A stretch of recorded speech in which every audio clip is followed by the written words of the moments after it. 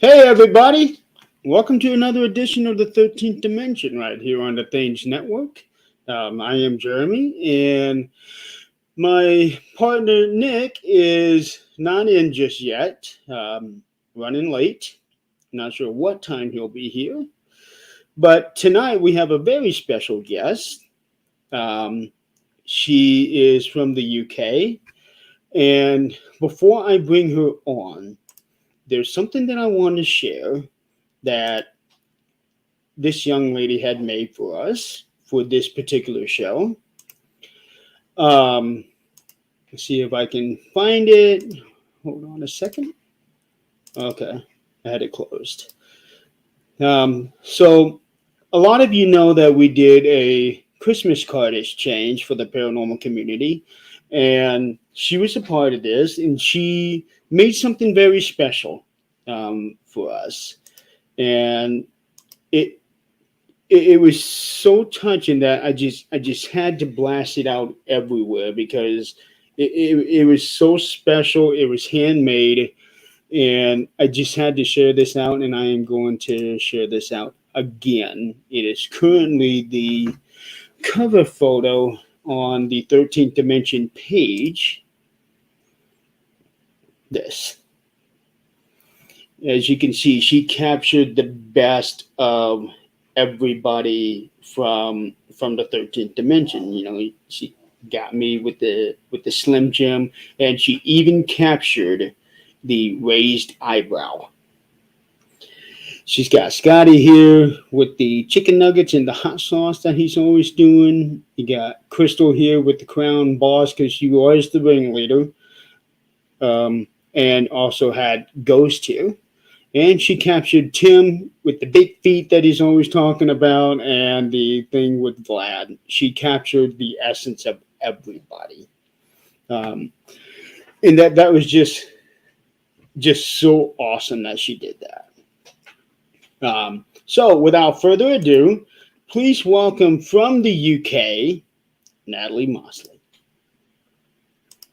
Hiya. Natalie, how you doing? I'm all right, thank you. I've got to try and stay awake because it's 1 a.m. here. I know it's a little late for you over there, isn't it? Yeah, so if I fall asleep halfway through, that's why. Yeah. So So, welcome to the 13th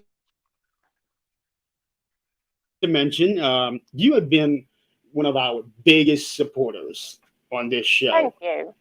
Um, and I, no, thank you.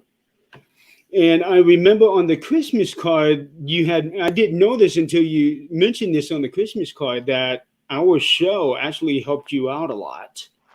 It did. It kept me going through lockdown and beyond because being on my own on lockdown wasn't a problem, but everything else that was going on around it, I did struggle with it. So yes, I'm watching that every week. It just cheered me up, no end. And it was, just everybody was just amazing on it, and I just loved watching it. So I'm really pleased to be on it tonight. Right, I got to tell you, it did help us out a lot too because we had a lockdown as well, although not nearly as um, restricted like yours was. When you guys were on lockdown, you had everything closed. Yeah, When we had our yeah, lockdown, we had essentials left open, which was basically 90% of the businesses. right. So so they say we had a lockdown. We say, we didn't have anything. Everything was essential, apparently. Oh, yeah. Did Yeah. that make much difference to you? It's like, did it make it easier for you because you could just carry on as normal almost? But Yeah, but or the problem is we ended up suffering big time because of that, because nobody was taking it seriously, not even the government. okay, yeah, Yeah, okay. they said, okay, we're going on lockdown, we're doing curfews, everybody stays home, and we're only going to have the essential businesses open. Okay, so we had the liquor stores that apparently had to be essential. Then we had barbershops that had to be everything you can think of. It was essential. I'm like, no, it's not. Yes, we were quite surprised when we found out that liquor stores really were essential Yeah, businesses. Yeah, we were like, really? But I suppose it kind of makes sense. right. But So, why don't you introduce yourself to everybody? Let them know who you are and what you do. And I'm going to be continuing sharing the crap out of this show. okay. Um, I'm a bit eclectic, so I've not anything in particular. So I sort of do a bit of everything. But I basically got into the spiritual slash paranormal side thing through my horses. In trying to heal one of my horses, I ended up doing equine healing, equine massage. Learned a lot about how to go at crystal healing, everything like that. Body work, foot trimming, you name it, and through that it sort of branched out. Then when I had my second horse, the whole thing blew up, and I learnt about entities and attachments and possessions and all sorts of things. So it kind of expanded from there.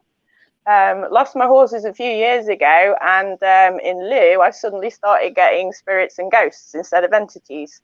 So in the last few years, I've been learning a lot more about the paranormal investigation side of things, because I'd always veered away from it a little bit with being on more towards the spiritual side of things. So it's trying to tie the things together that I'm trying to deal with right now. It's sort of like the ghost side of the things and the healing side of the things, and trying to get the two things to reconcile with each other. So that's been quite interesting, actually, learning a bit more about like the human side of things rather than the animal side. So that's kind of me in a nutshell, in a roundabout kind of way. Well, I can definitely tell you, in a lot of cases, I get along with the animals better than I do with some of the humans. Definitely. Definitely. Give me an animal any. When I used to visit my mum, I would say hello to the dog first. And my mum was just like, one day you're going to say hello to me first. And I'm like, maybe. Maybe it'll happen.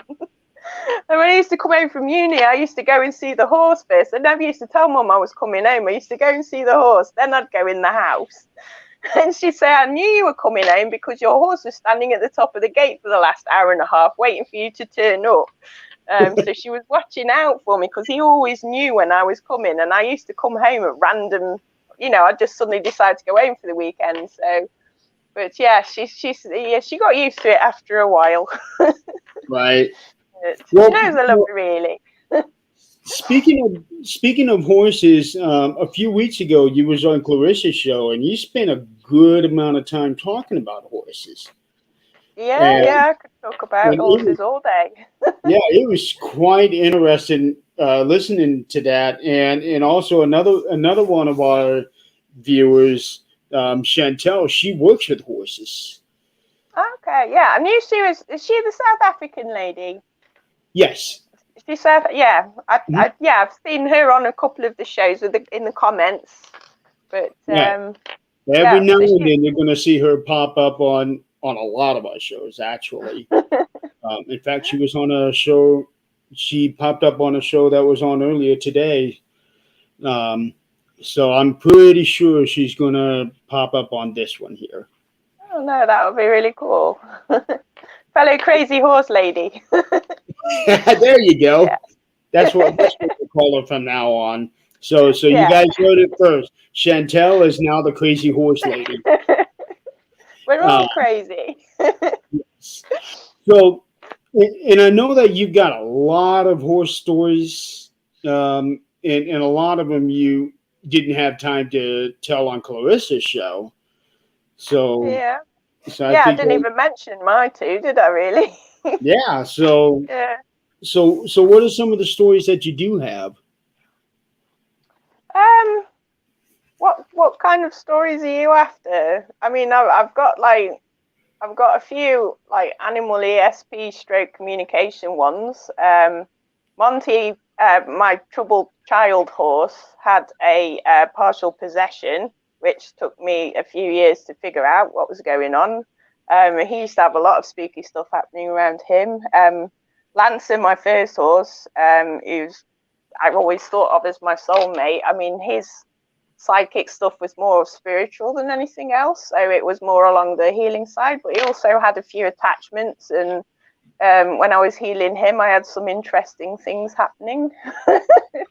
but yeah, so it depends what kind of stories you'd like to hear. I mean, with the straight up ghost type stories, most of the yards I've been on have had some kind of spirit. The last yard that I was on, I was pretty certain that there was something up the field because we were up the hill away from the yard, and I used to do everything at sundown because I'm not a morning person, and I took them for a walk one day, and I swear there was this person walking up the driveway towards me, and I was standing there like holding my horse thinking any minute now he's going to freak out, and I was like, what the hell's going on? And it was like an outline of somebody, and I could tell that it was a male and it had got like brown hair and that, but I knew he sort of wasn't there, so I thought I was seeing things. And as he come closer and closer, like my horse was like eating the grass, and he just looked up, looked at the figure walking past me, looked at me as if say, what are you freaking out for, and carried on eating again. So that sort of confirmed to me that they could see the spirits. I'd always sort of like thought that they could, but I was never 100% sure because I don't see them very often. It's only in the last few years that I've started seeing things, and they sort of manifest in different ways. So to actually see an actual figure walking up the hill towards you is quite disconcerting, especially when you know that it's not an actual 3D physical person. But to have your horse react at the same time, sort of like you say, it's confirmation, even if it's like an animal confirmation. But and we had a couple of entities living in the hedgerow, and again I had confirmation from my horses of that because they looked like Harry Potter with the Dementors, the figures in the big black cloaks. There was I was standing in the field. It only just moved up there, and I thought, I swear there's something in this side of the field because the horses wouldn't go that side. So I was standing halfway down trying to sort of get an idea of what was going on and set up. I always protect my horses' environments that they're in. So I was trying to figure out how to set up the protection around the field, like psychic protection around the field. And I saw this shadow thing come out of the hedge, and it come straight at me. Both of my horses were standing behind me at the time. They pegged it across the other sides of the field, left me standing there, and I was like, thou shalt not pass. And then my horses, I was like, thanks boys, just feed me to the wolves, why don't you? And they sort of come back over after a bit and stood behind me as if say, well, if you're going to get eaten, you can go first. But again, that confirms me that I wasn't imagining things, because literally they pegged it as soon as I saw the thing come towards me. And I've had those sort of weird, sort of dementory, shadowy things in a couple of different places around here. So I don't know whether they're things that live in the hedgerows or not. But another field that we had, where we had a lot of sort of UFO type phenomenon, I've seen a couple of those. And I was up the field at midnight because I went up after work. So I was there in the dark with a tiny torch. And these two black things came along the footpath over the fence and just shooting at me, and they sort of like frightened the life out of me. So yes, I've seen them on a few occasions now, but when you brought up the Harry Potter reference, the first thing that came to mind was I think it was in the fifth movie. It would have been in the fifth book, where the invisible horses that are pulling the carriages that the students are getting into, you can only see their true form if you have seen somebody die. They're like the skeleton horses or zombie horses, something like that. I don't remember exactly what they look like. Yeah, that's testing my memory. That is. It's a while since I've read it. But it is kind of true, I suppose. It's sort of like, I've seen a few animals pass away, so it could be that, like you say, in a weird kind of way, that kind of triggers that kind of knowing of what's around like that. And I was thinking about it the other day. I did wonder if there's a reason why death rides a horse, because the horses are half in the spirit world and half out of the spirit world. So it's like, I was contemplating that earlier, wondering if that's possibly why you've got the connection between horses and the afterlife and the fairies as well, because they have the horses. So it does make you wonder whether they're half in and half out of the other world anyway. But Right. We do have a question here from Clarissa. Sorry. Is animal healing the same process as human healing? yeah, it's the same kind of thing. I say the only real difference is I don't like doing healing on people because their energy is thinner. Horses have got a more solid energy, so in a weird kind of way, it's easier to do healing on them because the energy of the horse is easier to find, whereas human energy, I've always found personally, because obviously I'm not really a person, is thinner and higher vibrating. So I find it a lot harder to get a handle on it. But the way the bodies interconnect with the energy fields is very similar, and you can go as deep as you want with both horses and people. So there isn't really a lot of difference in a way, other than the fact that the actual animal has a slightly different energy, and it's like dogs have a different energy. Again, it's the same interconnection of body and energy, but because they're more predatory, their energy has a slightly different sort of vibe to it. It's less clear, I'd say, in a way, and more towards the human range of the way the energy feels. Right. It's a bit hard to describe a feeling, really, isn't it? But yeah, I like horse energy. It's very sort of high but grounded at the same time, so it's a lot easier to focus on. I find anyway, personally. But so yeah, but basically it's the same thing, same energy bodies all mixed together. Well, Jan, who's watching right now, she made a comment that right there. Oh no, not that one. Horses around the world are so connected with the energy, and I have to agree with that, because it seems like horses have a better understanding of humans than any other animal does, and they can sense better Yeah. what we're going through than any other animal. Although, they do have the dogs and cats that can sense illness, or even if somebody's pass. But horses, there's like that on majestic souls. Horses seem to have that kind of connection, almost on a majestic level. Yeah, I think it was the Buddhists that say that horses are one of the animals that are closest to raising consciousness on a par with people. I'm sure I read it in a book somewhere. But they do have a more, what's the word? Their awareness of the world is more spiritually orientated, I think, because of the way their lives are structured, and like you say, they are so connected to the earth, and they're the way the feet impact the ground and what they can sense through the feet and the energy that they can sense through the feet.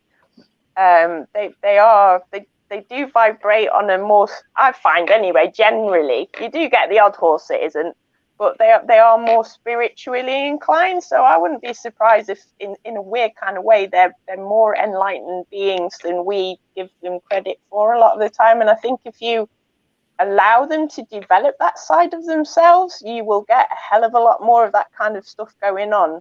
But I think it kind of needs to be activated in them, because I've had results with people's horses that they wouldn't get themselves, because I'm aware of what's there, and then the horse will show it to me.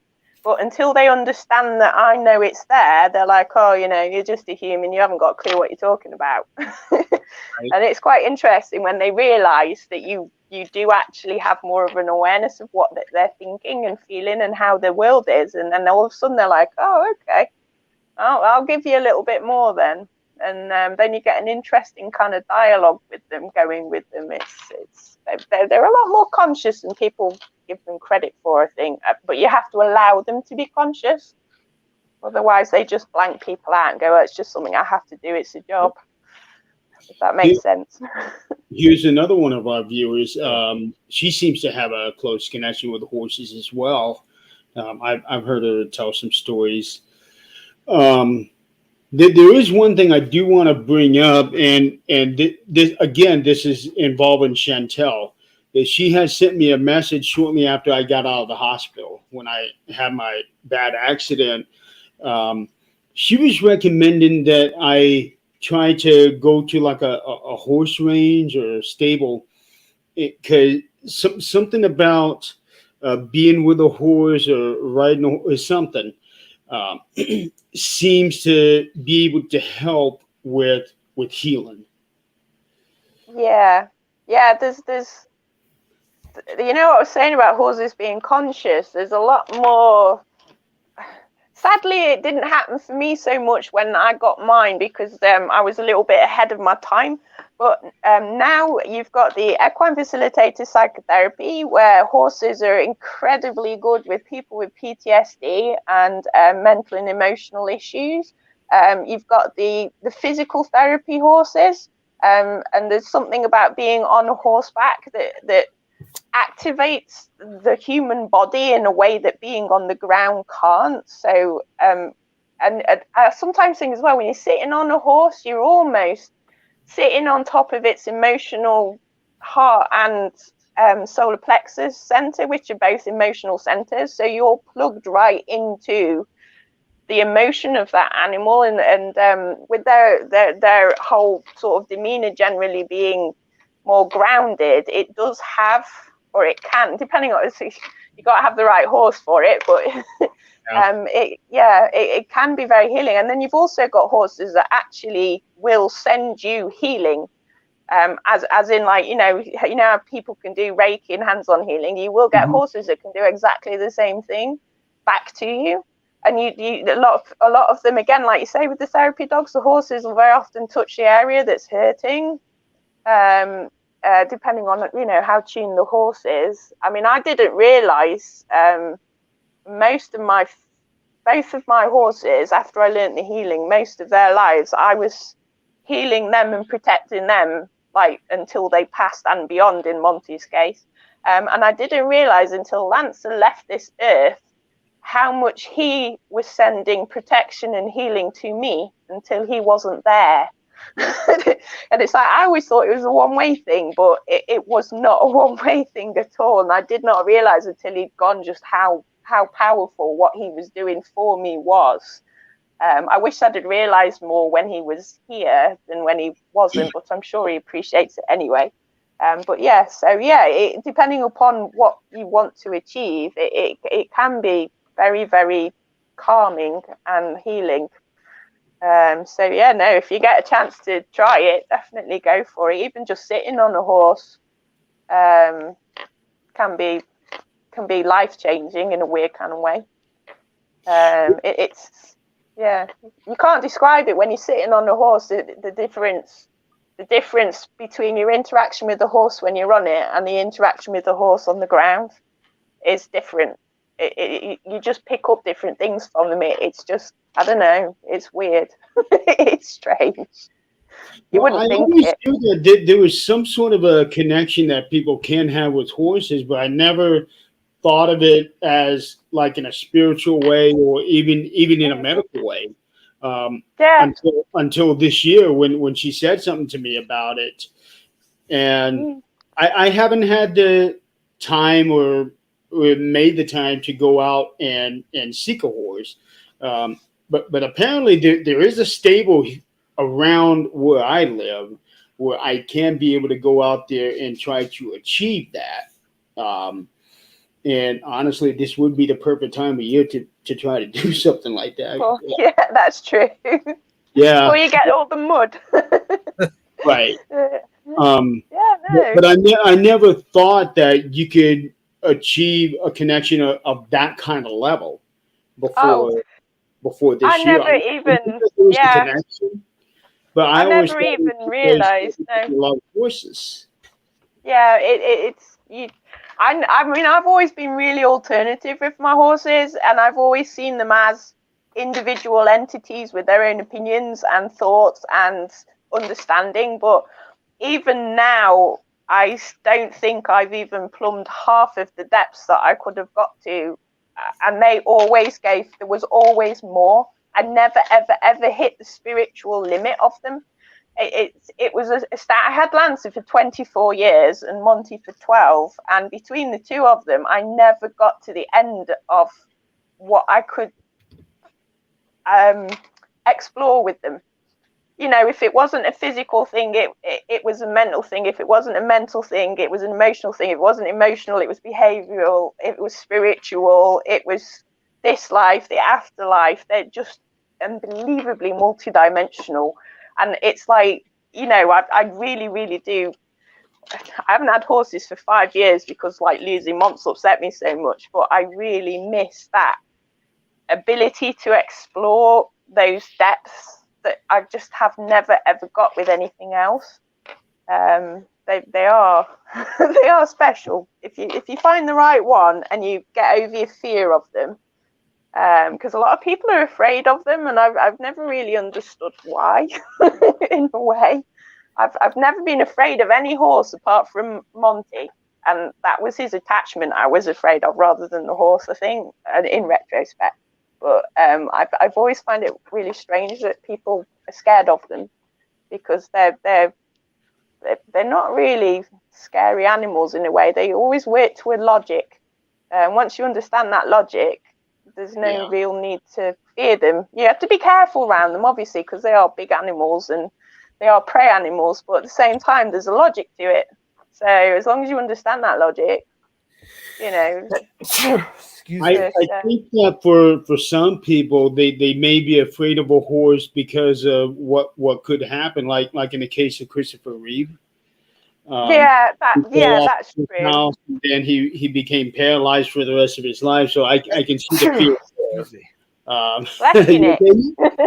Sorry, guys. It's all right. You got hay fever. It's my that's what happens when you spend too much time outside. Yeah, I know. Yeah, that's don't what go happened. outside. That's why I was a few minutes late. Damn it. I'm sorry. It's all right. I was just saying to Jeremy, my sinuses are full at the moment, and it's making me deaf.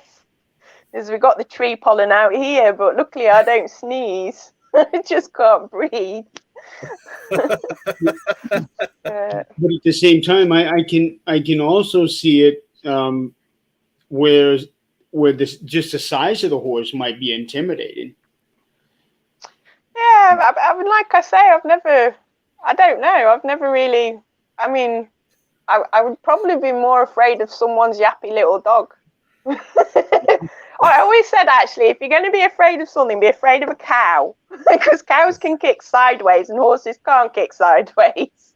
Cows are a bit more unpredictable with it. So horses tend not to do things like that, except as a last resort. I mean, yeah, they are big animals, and the accident, I suppose, if you are going to have an accident, it's got more potential. But then I suppose people ride motorbikes, get in cars, cross the road. You know, I think a lot of accidents with horses are because the people that are around the horses aren't tuned into their horses. So the horse knows what happens before what happens, and the humans playing catch up all the time because they're not paying attention very often. But you do have freak accidents, but it's no different to the rest of life, is it, I suppose? But that's just me. I'm a horse person, so I always find it weird that people are scared of them. But right. I've never even thought people would actually be scared of horses. That's something I never knew about. Yeah, a lot of people are scared of them. They're like, oh no, I wouldn't go near them. And yet there's nothing like the feel of a horse's coat and the feel of their nose and just running their mane through your hands and the smell of them as well. The horse, that is, not not the stables. The stables stink. I have seen pictures of some horses that just have gorgeous manes. Oh, and yeah. Some of them just don't even look real. That's how good they are. Yep. Yeah. Yeah, you think some of them are photoshopped. I swear they are. They probably not. Have you seen those metallic horses? Is it the Akalteiki? I can never remember how you pronounce it. Akalteiki. And they look like they're made of metal. Their coat's got this weird metallic shine on it, and they're absolutely stunning to look at. I gotta look that up now. I'm curious. It's what is it? AKHALTEKE. It's I think it's a Middle Eastern breed, or Russian. I'm not 100% sure. They might be steppe horses actually. But yes, you have to look them up. They've got metallic looking coats. They're wow. amazing. Yeah, amazing horses. Yeah, I'm seeing that right now. Yeah, and you just can't. It up already. But yeah, no. One question that does pop into mind, and when you talk about the connections that these horses can have, and also how they can seem to be able to sense things. And damn, I need to change that picture. No. I've been needing to change that picture for the longest time. You see, making sure Nick doesn't forget you. It's like I'm watching you on 13th Dimension. I'm watching you. I know. So, and of course, especially out there are a lot of outdoor locations where you can do investigations and urban exploring and things like that. Has there ever been a time that you're aware, because I'm not, has there ever been a time that you're aware where somebody took a horse with them and tried to use their senses to see what's going on in the area? Not that I'm aware of as far as actual paranormal investigations go. I mean, there's a lot of lore around horses' ability to see ghosts, and everybody on all the yards I've ever been on has got a ghost story about that yard. So I don't know whether they attract the ghosts or whether it's because they're on land, and they tend to be like meadows and things tend to be older land. But I'm not aware of them actually using them as tool. I don't like the word tools, but as tools for investigation with. I think if you were going to go somewhere, I mean, you'd have to it'd be worth trying to see, the miniature Shetlands. They're like little tiny ponies. Yeah. I mean, that would just be amazing to take one of those, because they're such characters anyway. It's almost worth going out and buying one just to see whether it would work or not. I'm not 100% sure. The problem is you're cleaning up after them all the while. You'd have to take a shovel with you as well. But if you're around horses any length of time, you will become aware that they do sense stuff. So, like I say, there's most of the yards I've been on do have ghost stories, and I have seen things up my horse's fields, and then thought it to myself, gone down onto the yard, and someone says, "Oh my God, I just seen someone go across your field. Were you just up there?" And I was like, "No, I was in the hay barn." And they were like, "I swear there was a person in your horse's field." I'm like, "I'm glad you said that, because I thought I wasn't on my own up there." So, but yeah, but they can be a bit blasé once they know the spirits are around and they're the same kind of spirits. They tend not to react to them so much. But it would be interesting to try it and see what they did. The only problem would be if you did actually scare them, it could be a little bit more exciting. If your horse decided to turn tail and disappear. Damn it, Brad. Yeah. Are your horses afraid of cockroaches? I don't know. I don't think so. Hey, hi, Scott. The last couple episodes of Supernatural Talk, you know where that's coming from. Yeah, she said that for me. That question was. Oh, I don't remember. I had to go to bed, didn't I? You were talking about tarantulas, and I think I had to go to bed. Was the cockroaches after that? Yeah. Well, because I said how it's very hard to get off of that subject. Yeah, and I said how I hate them and I'm afraid of them, and it's been going on ever since. I even said this cockroach thing isn't going away. Yeah. I don't blame you. I've seen one cockroach in my life and was on a show jumping yard that I was working on for a bit, and it just wouldn't die. Yeah, It scared the life out of me. It just would not die. I was like, they're just, that's what I hate about them. They're impossible to kill and get rid of. They are. They just come out of nowhere and they just, Since Scott is here watching us, I just want to bring this up here one more time, and also for you too, Nick. This thing here that Natalie so graciously shared with us back on our Christmas card when we were doing the Unity Paranormal Christmas Exchange, and Natalie drew that. Wow. And captured the essence of everybody. That is awesome. Yeah. I love that. And the whole thing about what she captured of me, just a little detail that she put into this, this eyebrow, how I'll raise the eyebrow. I'll probably never be able to draw anything as good as that again. I don't know what happened. I think it was divine intervention. I love how he has with Tim says, "I love Vlad," and the unsponsored chicken nuggies in his hot sauce. Yeah, for like Tim, she got the Vlad and the big feet. How he's always talking about big feet. With Crystal, because she was always the ringleader for us, and holding on to Ghost. I was about to say, is that Ghost? Is that that was Ghost. It was kind of sad, wasn't it? Because I drew that, and they lost him shortly afterwards, I think, didn't they? Yeah. And then Scott with the chicken nuggets and the hot sauce, and then me with the raised eyebrow and the Slim Jim. Yeah. That's awesome. I didn't even notice the Slim Jim at first. Yeah. There is a dog whistle there as well, but I didn't draw it very well. Oh, is that what that is in my other hand? Yeah, it's supposed to be a dog whistle, but it didn't come out quite right. I was actually thinking that was a K2 meter.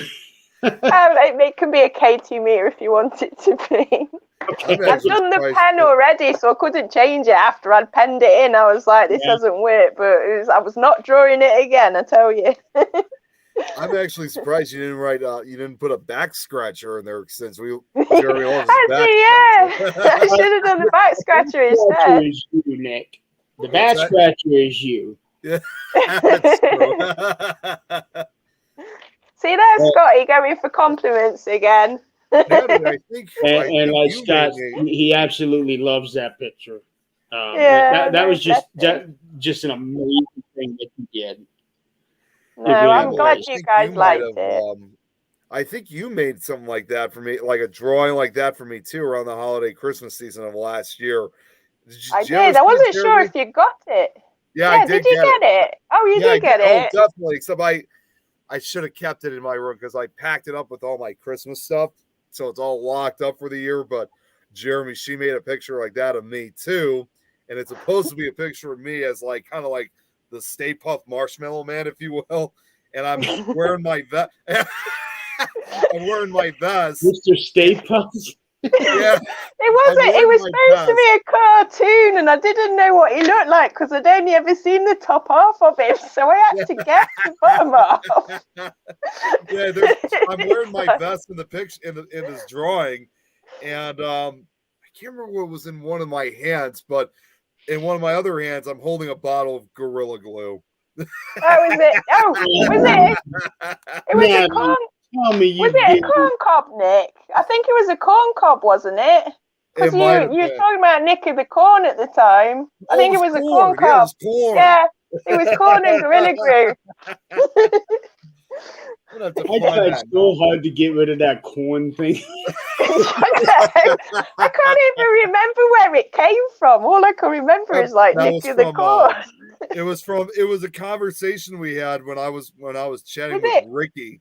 Ricky, that was it. Yeah. It was Ricky just come out with his stuff about cornfields. Yeah, we just started talking about corn, and then all of a sudden he came up with this name called Nick of the Corn. And it just stuck. Wouldn't go away. It stuck immediately. Right, and when I found out about that, I'm like, really? Seriously? It's one of those things you can't. You just. I always Yeah. say, you know, hey, don't look at me. That was Ricky's idea. You talk to him. We don't even know why, because you're in Chicago. It's got nothing to do with cornfields, has it? He's one of our teammates in high.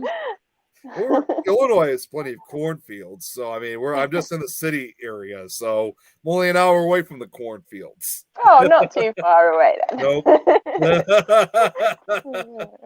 Yeah, I don't know if it's still Robin or somebody else. Tip's top hat. I don't know what that is. Children of the Neck.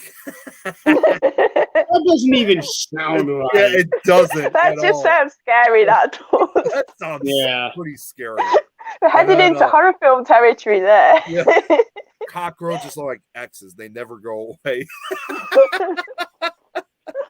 You know what? He's got a point there. Yeah, he does have a point there. Oh, it's Howie. That's who it is. No. Hello. Thank you for joining us. Yeah, that was just an amazing thing, because I don't know of anybody else that would have done something like that for anyone.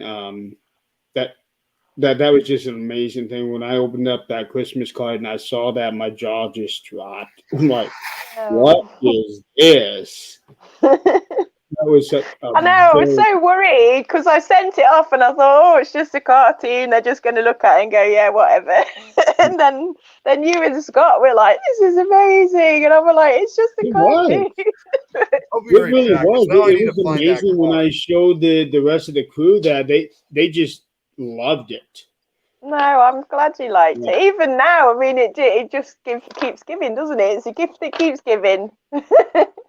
Yeah, well, like I said, we still have that picture as the cover picture for the 13th Dimension page.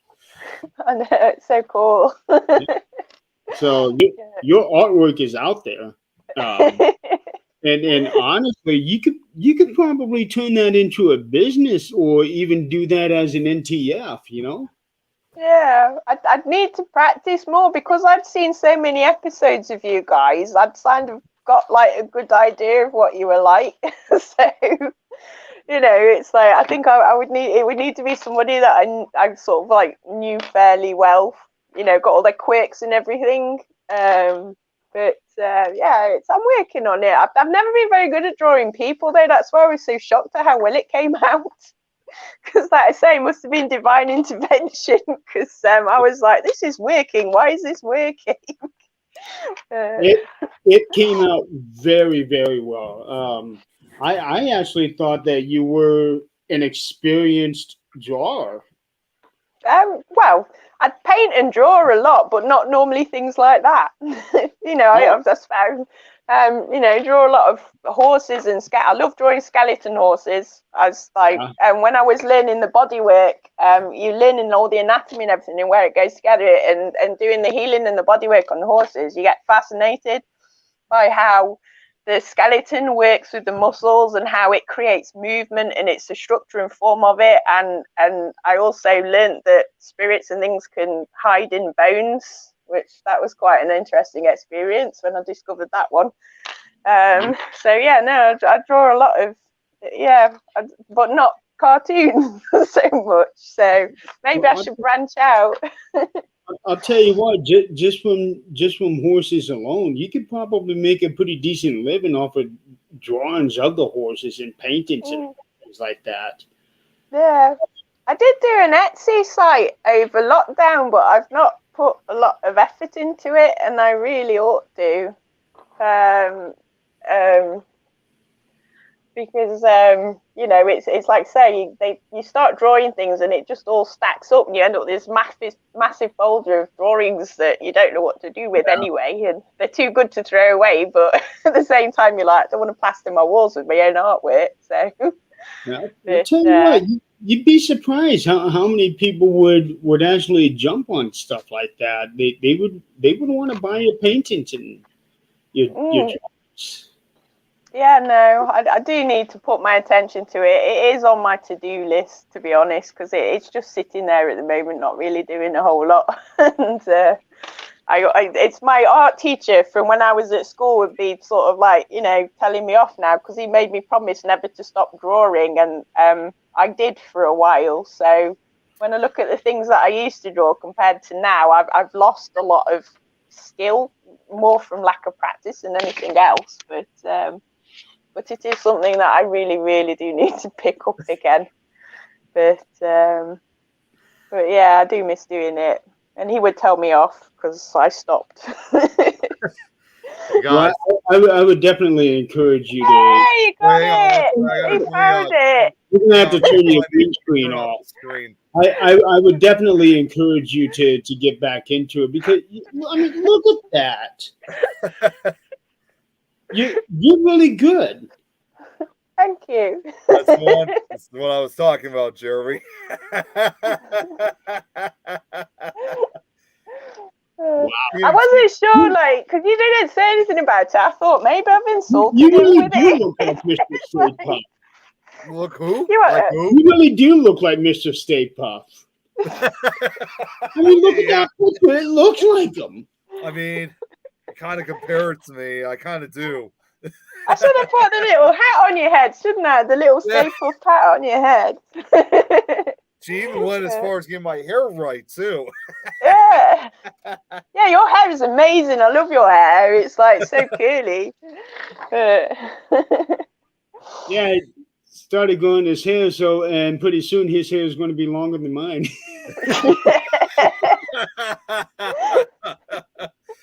You're going to have a competition to see who can grow it the longest. Well, I'm going to be cutting mine off in September. Oh, yeah, you've got till September, Nick. Yeah. Oh, hi, Don. I was actually trying to click on Brad's. What's in my... Okay, and Brad, before you say it, no, I haven't used Gorilla Glue to make my hair this long. I think he was going to be going towards the cockroaches. Oh, hell no, not the cockroaches. That's never gonna happen. Oh no, Samara. Yeah. I'll be cutting all my hair off in September, so Nick is going to be the hairy guy from that point on. Is that why he's growing his hair out, so that he can replace you? You'll have short hair and he'll have the long hair instead. What Jeremy's saying, Brad, I am not. She painting himself on a horse. Complete with his eye patch and a little, he's holding up a little K2 meter or something instead of a sword. Oh, no more with the eye patch. No Gorilla Glue.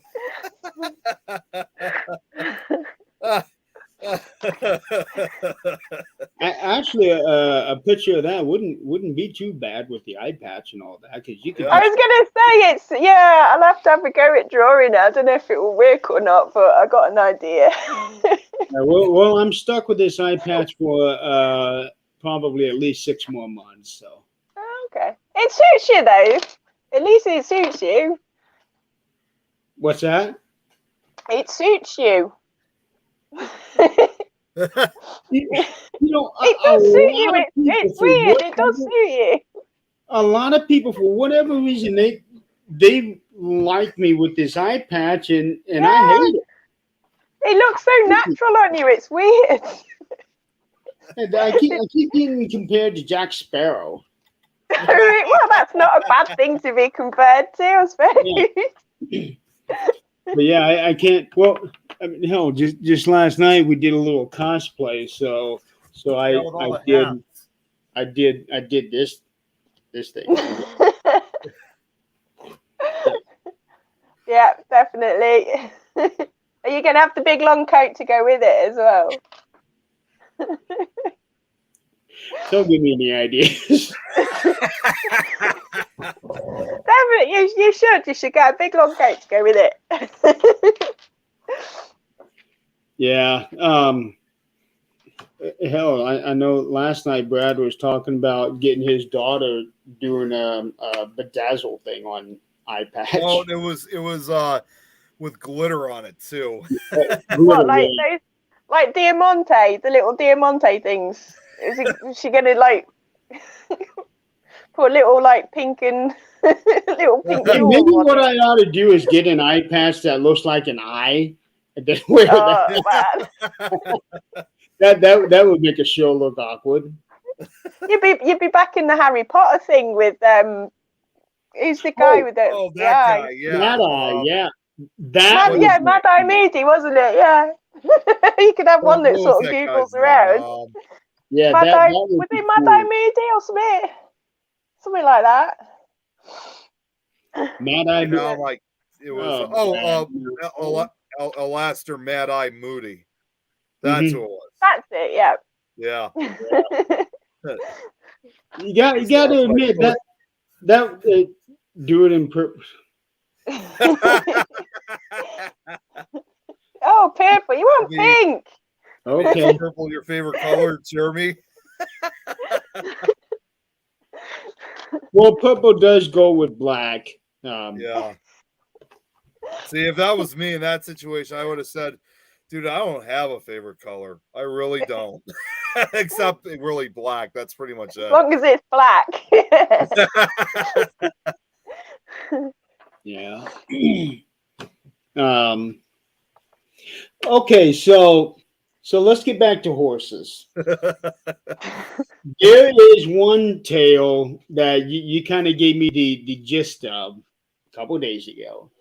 You said that you did not talk about this particular one on Clarissa's show, but you said that you would talk about it on this show. Can do if you want. The possession one? Yeah, it was. Do you know, since I mentioned that to you on Messenger, the last 2 days, it's all hell's broke loose here. Really? It was like, I could not sleep that night. I had so much stuff kicking off in my bedroom, like, you know, spirits and things. And I was just like, well, should I be saying something? I thought, should I ask Mons for permission? And I thought he has no right to, after what he put me through, he has no right anymore. But Yeah. it took me until about 2 hours before the show to ground all this energy back down, and in the end, I just had to do a lot of protection and light and stuff, and then it just seemed to balance out. So there was definitely something there. But yes, my I lost Mons, and he was only 12. I had both of my horses since they were youngsters, like since they were 6 months old, so they were weanlings. Mons, I used to call him his royal nayness. So that gives you some idea of his temperament. The world revolved around him. He like I say, the last few years, the field was on a hill, and I kid you not, he used to stand on that hill, frame himself against the setting sun, and do the L'Oreal thing with his mane. And it's like, and everyone's like, I swear he's lined himself up with the sun to, you know, look all majestic and noble. And I said, that will be on purpose. This is Mons. Does nothing by accident. And he used to flick his hair, you know, like L'Oreal. But I used to call him his royal nayness because he expected it to be weighted on hand and foot, and he was the centre of the universe as far as he was concerned. So he was a diva, and he was a very difficult animal to have. I mean, I'm good with horses, and he tested everything about that I ever knew about horses. So he was clever, manipulative. I mean, if you want to know how clever he was, right? He used to, because he got fat in the summer, I used to have to split his field up.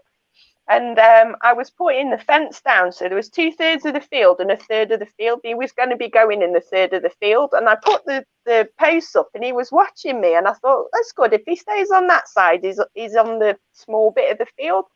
And as soon as I started putting the electric fencing across, he just looked at me, walked in front of me, and put himself in the big side of the field. He's like, you're not catching me in that side, thank you very much. I'm going in this side. And he used to, like, you put hay piles out, and he wouldn't just go to the nearest one, like Lance would just go to the nearest one. Mons would look at the piles and pick the biggest. And if you gave Lance 2 sweets, Mons would expect 2 sweets. If you sneaked a third one into Lancer, Monty would expect his third one. He counted. So it was like, you know, he was that kind of animal. I mean, he was cleverer than me, and I'm not stupid. So, but I had a lot of problems with him. He was all right until he hit sort of puberty, I'd say, about 3 years old, and he just suddenly got extremely unpredictable and like dangerously unpredictable, in that he'd be fine one minute, the next thing he'd be up in the air, 6 foot in the air. And my horse can buck. I never rode him. I sat on him 5 times in his entire 12 years of life because I never felt safe around that horse. And at the time, he'd had abscesses in his feet when he was about 3. And in trying to heal him, I was giving him homeopathy.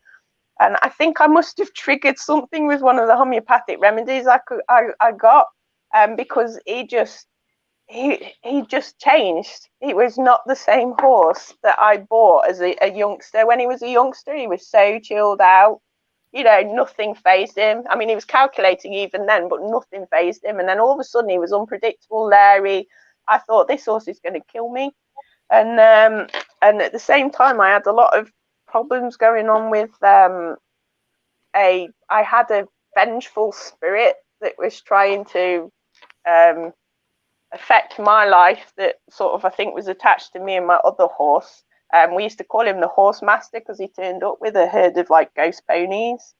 And I had a friend who was a medium, and I went to her for a card reading, and she was telling me about Monty and saying, oh, he's saying this and he's saying that. And I'm like, that doesn't sound like Monty. This sounds like the horse master, this spirit that's interfering and trying to sort of like, he's telling me I don't know what I'm doing, I shouldn't be around horses and this, that, the other, which I know isn't true. And I said, that doesn't sound like Monts at all. That sounds like the horse master. And that's what started me thinking that, wait a minute, my horse has got more stuff going on than just being a difficult, unruly, stubborn, opinionated, willful, highly intelligent Machiavellian creature. And I started to get a little bit suspicious. And when I was dealing with the horse master, I finally managed to bind him. I've still got the spell bottle now. it's like, I'm like, that is not getting broken. And behind the horse master, there was an entity, but that was targeting me directly. And I had nothing at the time. I had nothing to do with Monty, and I finally managed to get that dealt with. I had a few brushes, almost near death brushes with that one. Finally got that one sorted. Think that's it. I'm in the clear now. I've got rid of these entities. I've got rid of this vengeful spirit. I've got rid of the entity behind it. We're all good to go. And I just, Monts just got worse. I just didn't know what to do. And I've never given up on a horse. Didn't want to sell him because I knew he wasn't safe. Because I knew what would happen. Because it was almost like something was trying to get us to beat the crap out of him, basically, and I refused to do it because, like, if anybody, normal horse person, would have had him, they'd have beat the crap out of him to try and get him to behave himself. And I was like, this isn't right. And I've never done that kind of horsemanship anyway, so I was like, I must find something else. And it was almost like an abusive relationship. It was weird. He'd get this look over his face, and he would always hide behind his forelock. He'd never look you in the eye.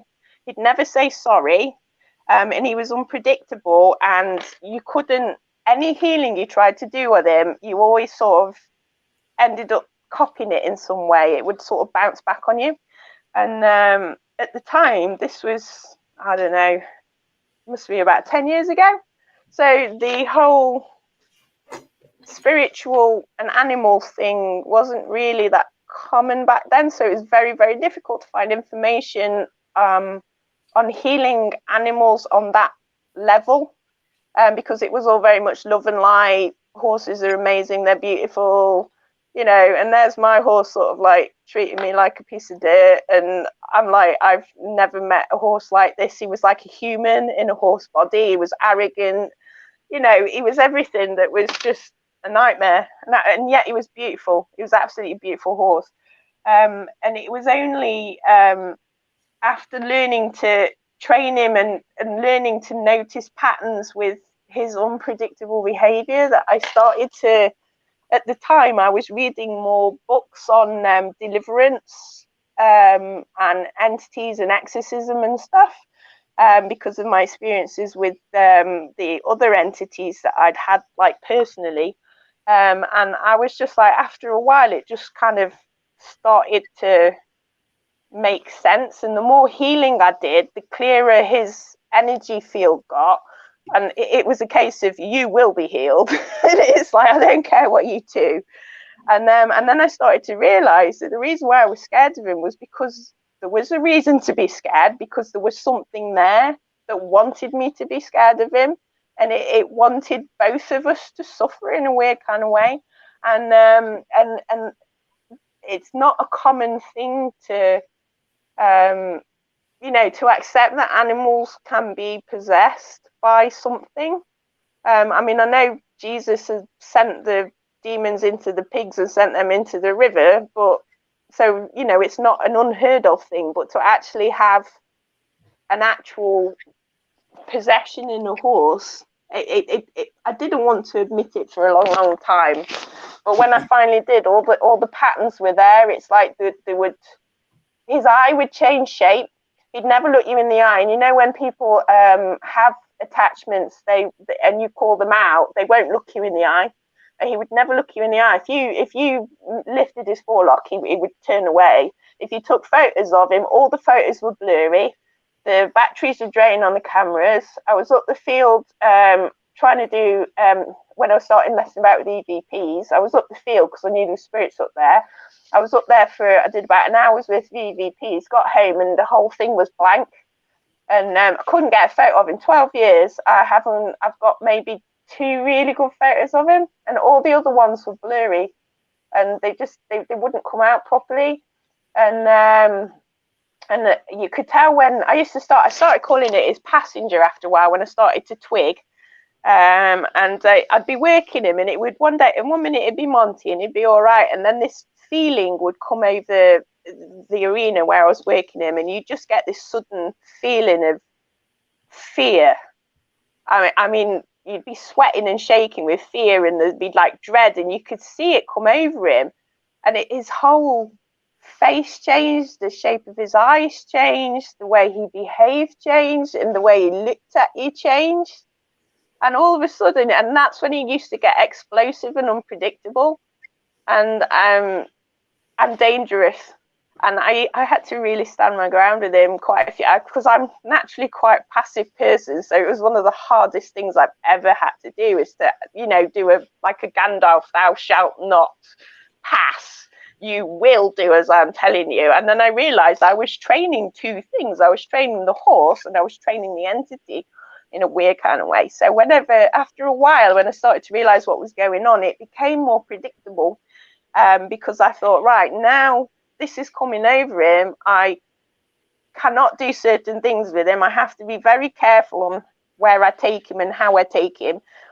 And then I'd sort of after a little while, I start laughing and going, oh, is it your passenger here now? I said, all right, then let's work your passenger. You can do some work while you're here. And Mons himself used to get scared of it. It's like there was one time I sat on him when I first backed him when he was young, and we were both drenched in sweat from the adrenaline of it. And it's like, because whatever it was that was attached to him did not want me riding him. It did everything it could. I mean, I was riding Lancer one day and I had Mons loose in the field, and Mons actually launched himself at me while I was on Lancer's back, and he was trying to knock me off Lancer's back. Whatever it was, it's like, you are not riding a horse. And he got his leg caught over my reins at the time, and I had to do an emergency dismount, hurt my back. It's never been the same since. And he just had this thing about me riding other horses or sitting on him. And it's like the few times that I got permission to sit on him, I could feel it, and it was fear. I mean, the fear like I've never had. And like I said earlier, I've never been scared of horses in my life. And it's like, you can be wary and you can be careful and you can be a little bit cautious, but I have never known fear like that. It's like, shaking. And this is how I started trying to disentangle the two. But the problem was, the more I knew it was there, the more it knew I knew it was there, and the more it hammered me. I had psychic attacks. I had, there was one day, I was on my way to the yard, and we got a couple of crossroads on the way. And I kid you not, 3 times down this road, people would pull out in front of me, stop, turn their heads and look at me. And it's like, luckily on the day, I knew that there was something kicking off, so I drove very slowly. You know, you hear stories about exorcists going, you know, when they go into an exorcism, and they're more like to have accidents and things like that on the way. It's like I started to learn the signs, and it's like when I could feel those kinds of vibes coming, it's usually after I'd been hammering it a bit. I used to drive a lot slower than I normally would. I'd got a couple of mantras from the Hindu goddesses that I was using for protection. And this one day, it stays in my mind now, and it's like every single crossroads I come to, a car would randomly pull out in front of me, and like with almost no room to spare, and they would just stop and turn and look at me, and the way they all did it was exactly the same. And I was like, I'm gonna die, this is gonna kill me, it's trying to kill me. And I don't talk about it very often because it's hard to make it sound serious and real as it was. It was like I've never encountered anything like it, never. And it's like and I thought, what do I do with his horse, because I can't easily do anything with him. He's dangerous and unpredictable. I know he's got a passenger, and I know that passenger wants to destroy him and destroy me. If I sell him, he's going to go somewhere where he's going to end up being shot, basically. He's going to end up being dangerous, and like really dangerous.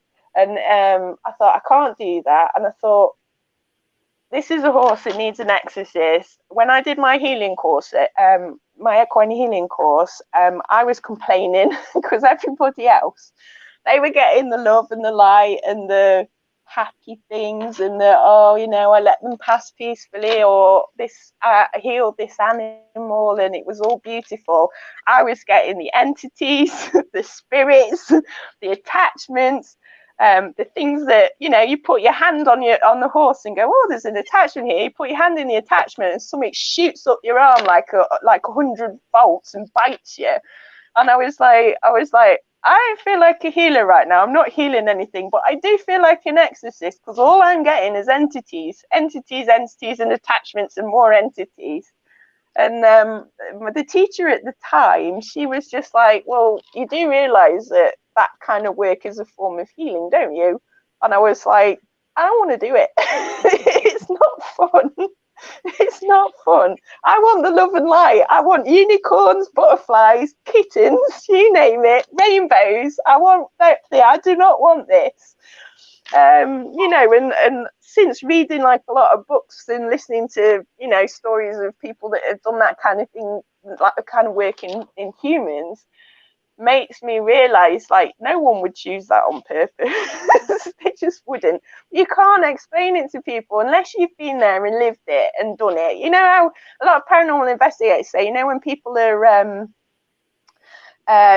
provoking sort of entities, and Yep. I don't like to use the word demonic, but when they're provoking entities and they're going, oh yeah, no, we're all right, and then the experienced investigators will turn around and say, you haven't been scared enough yet. These things are out there and you will get bitten, and it's like, until you actually feel that fear, you do not know what it's like to be hammered by an entity day in, day out for you. I mean, it took me 3 or 5 years of deliberately trying to get it off him.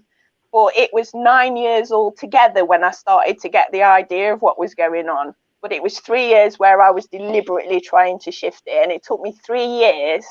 And it pretty much, I don't like to admit it, but I think it killed him. It's what killed him pretty much. And that's why he went at the age of 12, because that's like no age for a horse. And the more I got it off of him, the more it was affecting his health. And I could tell I could tell when it was going to affect his health, and I started to recognize triggers and things. And I just thought, oh, if I get it off him, it will heal him, and he'll be all right afterwards. And about 2 or 3 years in, I realized that I wasn't fighting for his life.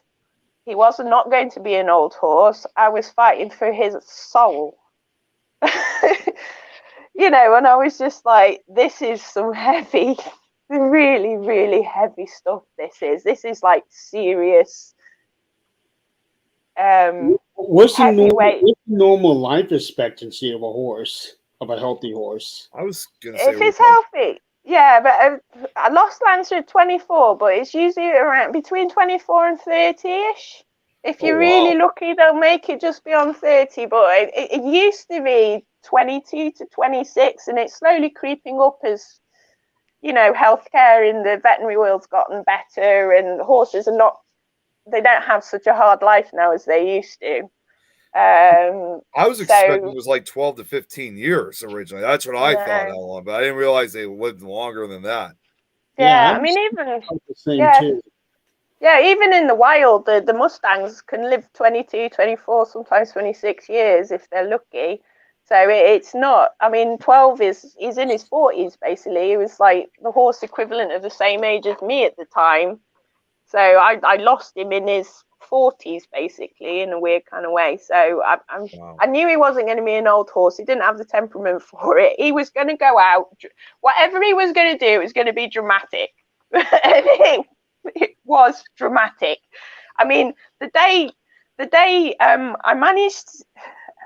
I had help from a chap called Neil Saunders that was mentoring me in the body work, and he was the one that, he wasn't working on a spiritual level, but he was pushing me to go into different layers of the body and the soul.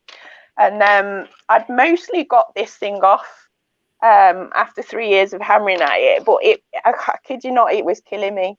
I'd said to Mons one day, I said, you're going to go or I'm going to go. It's going to be one of us in the next 6 months or so.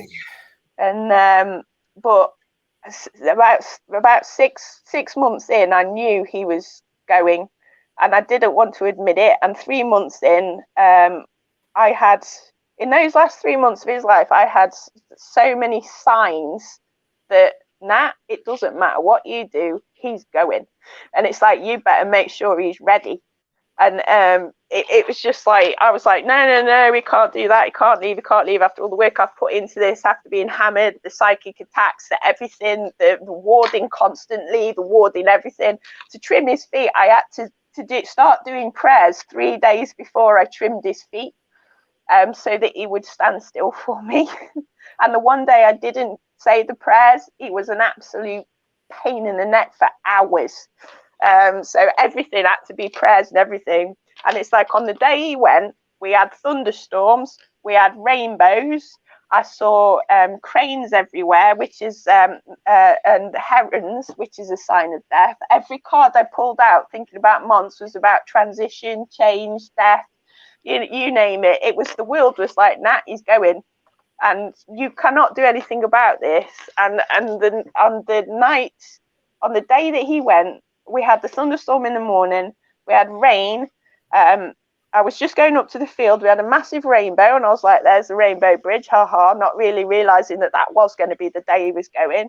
I went up to the field, I couldn't stop crying, and I was late going up, and when I got up there, it was like about 9-10 o'clock at night, and I did some healing on him, and I managed to connect him to his higher self finally. And as soon as I did, he laid down and he got colic, which is like really bad stomach ache, and it can kill a horse. And I just thought, I can't do this anymore. There's just no point trying anymore, because we thought he'd got ulcers and everything. And I was like, I'm doing everything I can. So I called the vet and I said, I can't do this anymore. You're going to have to come out and put him down for me. And the vet turned up at midnight. He went at midnight, and I lost him in the dark. He's a black horse. I lost him in the dark up the field, and I managed to find him. The vet came, and it was midnight, and the Milky Way. We had the Milky Way and all the stars. And after he went, I was reading a book on the is it the Southern Death Cult in America?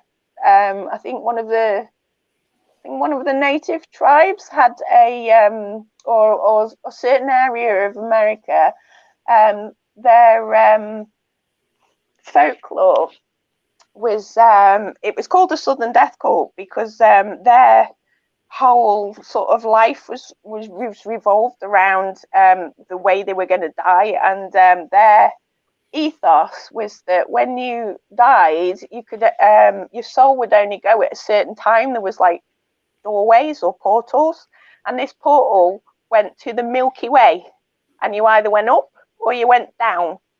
And it wasn't quite heaven and hell, but there was, if you went down, there was a vortex and you got annihilated. If you went up the Milky Way, you ended up going home across the stars. And I was like, my horse went out underneath the Milky Way at midnight, when the apparently there was a portal in the sign of Leo, and Leo's the sign of the king, and I always called him the Royal Nanus. And it was just like the symbolism of the thing was unbelievable, absolutely unbelievable. And afterwards, I was like, unfortunately, when he passed, he didn't just go. I had to do a soul retrieval on him because he was going downstairs, and I was having dreams about him. He was in the woods and he was scared and lost, and he wouldn't come back down the hill towards us, and he wouldn't go up the hill to where the other horses were. So I sort of like, I went and I thought, this is my mind telling me stuck in fear still. So I went and got him because I felt like I was being haunted by him. Like I was carrying him around for like weeks and weeks and weeks. And I was like, why haven't you gone yet? My job's done. I took him to I built a psychic field for him and said, here, come in here. And until you've finished whatever it is that you're doing, it's like, and we'll keep an eye on you. And there's the bridge over there, the Lance is there and the other horses are there. If you want to go up, and if you want to reincarnate, go that way, And a few days later, I went there, and there was a portal, and there was flames at the bottom of the portal, and he was slowly walking down towards this portal, and I was like, swear word, you are not swear word going in there. I had to drag his soul out of that. I was like, I don't care how possessed you were not going in that direction. I had to like drag his soul back out of it, and I was like, you are not going there. And in the end, I sent him to Sky City, which is a place that me and the angels created when I was on my healing course. We had to sort of do it wasn't on my healing course, it came out of my healing course. It was a place that I created so that souls could go to for healing, and it didn't matter whether you're an entity, demon, angel, person. You went into that place under the agreement that you stayed there until you were whole again, and that you accepted whatever restraints were necessary for your safety and the safety of other beings. But it was open to anyone that wanted healing. That was my caveat. So I just shoved him in there. It's like, and he stayed there for a few weeks, and then he disappeared. And like I say, he's been bothering me ever since. So he must have. But yeah, getting that thing off of him, I didn't think I was going to be able to do it. It was literally days before he passed that we got it off him. But I still think that's what killed him. As I got it off, it was destroying his body because it was that entrenched into his system. And I was doing healing on him one day, and this is how I knew there was an entity. And I got my hand on his ribs, and it was like, and I was sort of like going past his sort of like physical form into the energy behind his physical form. And it was like, if you put your hand on a drum and something bashes it from the other side, it was something swam up out of the depths and hit my hand through his ribs, and my hand bounced off his ribs, and Mons turned around and looked at me as if to say, what the hell was that? And I thought, yeah, you could pass that off as the fact is the ribs move, whatever. It could have been a twitch. And about a week later, I was doing the same thing, but I got my hand on his hoof, and I had exactly the same bump on my hand through his hoof. And obviously, the hoof is a relatively more solid thing. And I was like, there's something there. There's definitely something there. And yeah. Wow. Yeah, and I was going to say, I did develop a theory though about how entities can create voices in your head, because I discovered that they could hide in bones. Because I was doing the bones of his ear, I was tuning into the bones of his ear, and when I managed to tune into the bones of his inner ear, he leapt 6 foot into the air, turned around and bit me, and then ran off. And luckily, I'd got him on the lead rope, so he couldn't pelt off into the distance. And literally, the second I tuned into his the bones of his inner ear, it was like something had stuck him with an electric rod.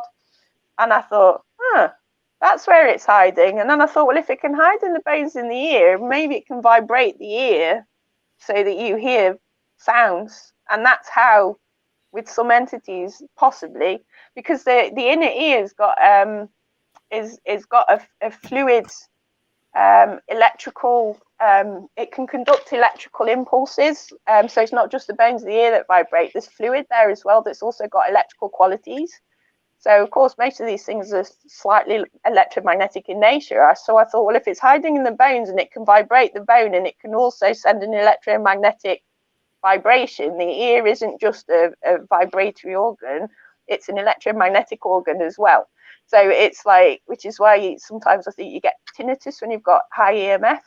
And, and I thought, I wonder if that's how, that they can create voices in your head, because they're sort of like, conducting, they can sort of vibrate and conduct your eardrum and the bones in your ears. And I mean, I've yet to prove that theory, but it's as good as anybody's come up with.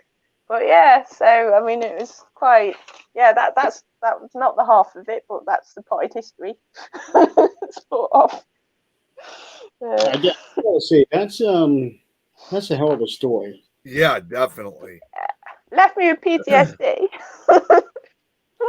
And I don't dare buy another horse just in case I get one that's even worse.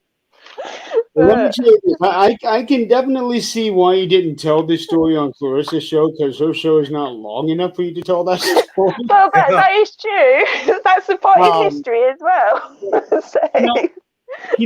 Listening to that, we've all heard the stories about people getting possessed and everything and how they change, but I never once thought, it never entered my mind that the same thing could happen with an animal. Yep. No, I did. That's why it took me so long to work it out. I just thought it was Monty and he was just evil. I used to call him the devil horse. And well, how you accidentally call people the truth without realizing it. And I used to say, oh, it's a devil horse, it's a devil horse. And again, always been love and light with my horses. Never, ever, ever seen them as darkness, ever. Because horses have a pure vibration. But he was, I swear, actually, my personal hypothesis is that he was an occultist in a former life, because the thing that I got off of him, I won't say it was a demon, I think it was a god. And I think he'd been a Victorian occultist or some kind of occultist in a former life. And this entity was whatever he used to use for power. And I personally think he came back as a horse so that he wouldn't have free agency. Because obviously when you've got people and you're trying to heal them of entities and things, they have the free will to run away from you. Whereas if you've got a horse, it basically doesn't have as much choice in the matter. I mean, he did have some choice. I gave him some choice. Are you doing this with me or not? This is what I need from you type thing. Because like I say, he was clever enough to understand what I meant. But yeah, it took me years to realize that was actually what was happening. But once I knew, it was so obvious when it came over him.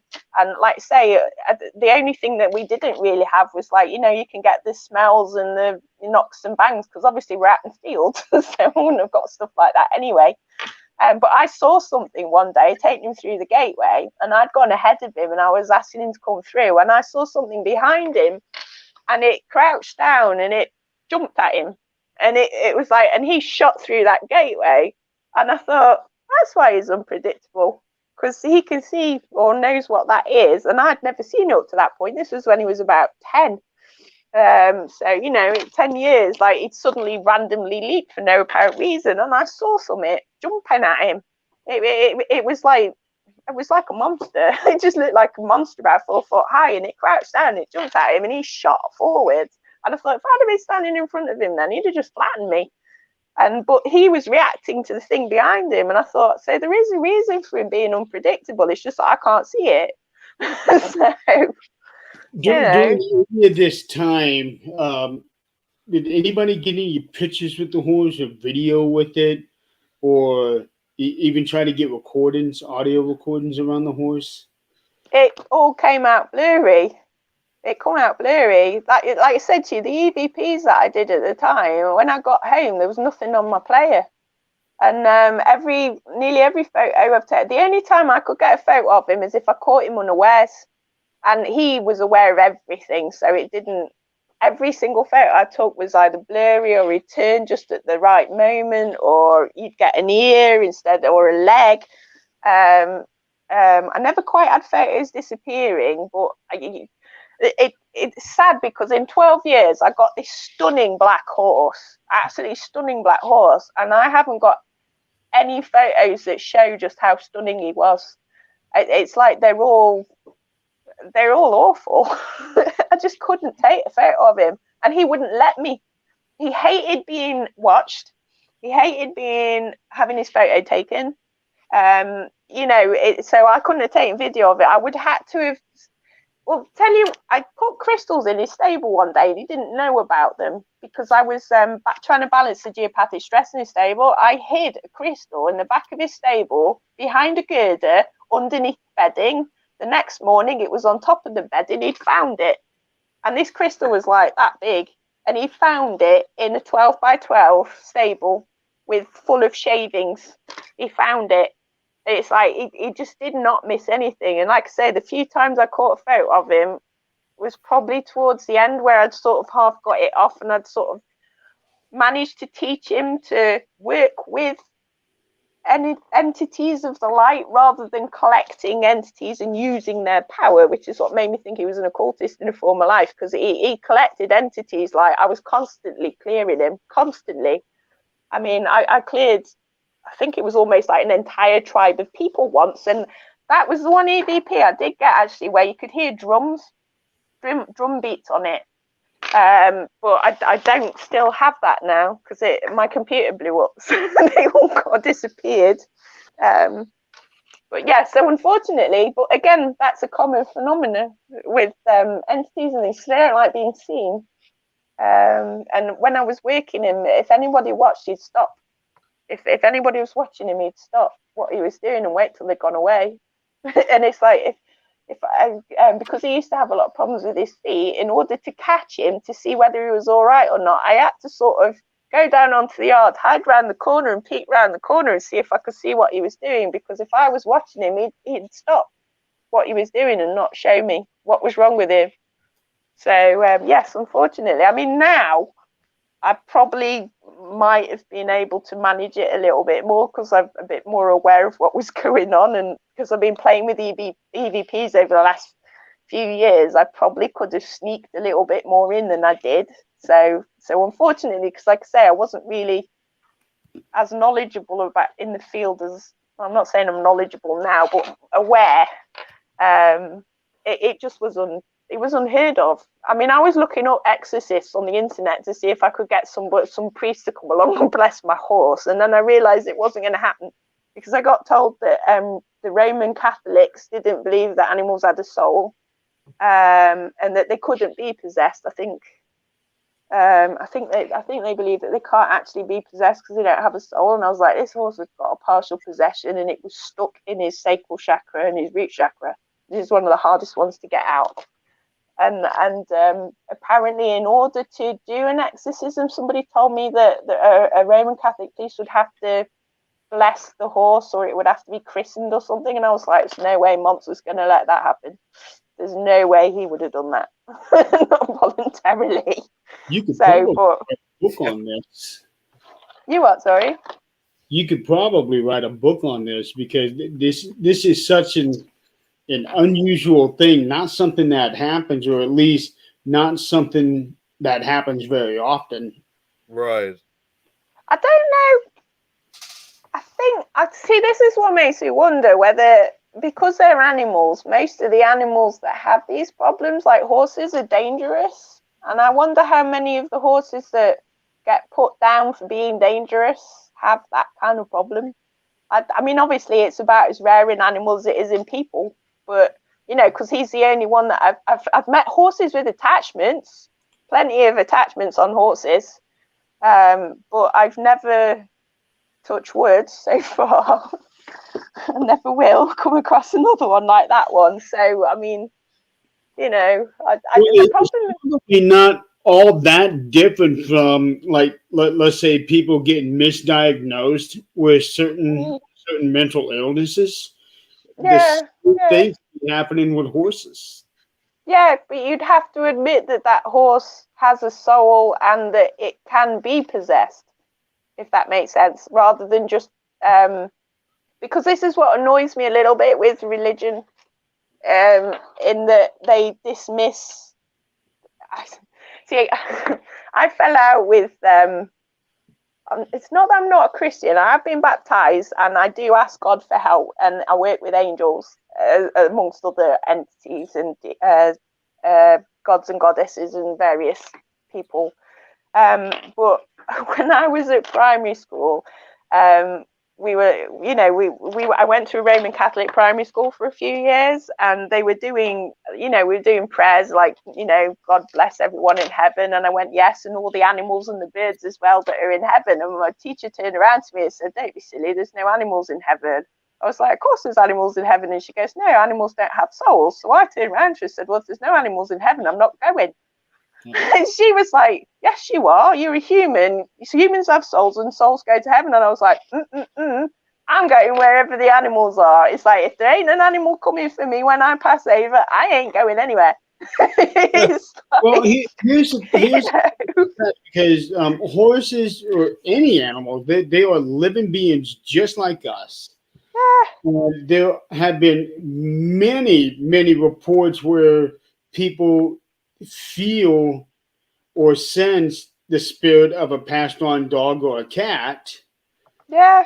So why wouldn't they have a soul like the rest of us? Right. I think, from what I understand, at least with like Catholicism and possibly Christianity, although I'm not, it's only from my reading, I'm not an actual expert in it, in the theology of it, but they don't accept the spirits of the animals as being souls. They see the soul and the spirit as something different. Whereas to me, they're souls. And it's like, you know, I've seen spirits come out of animals. They're not animal shaped. Monty was the only one that, when he passed, he was horse. He looked like a holographic, stretched out, square version of himself.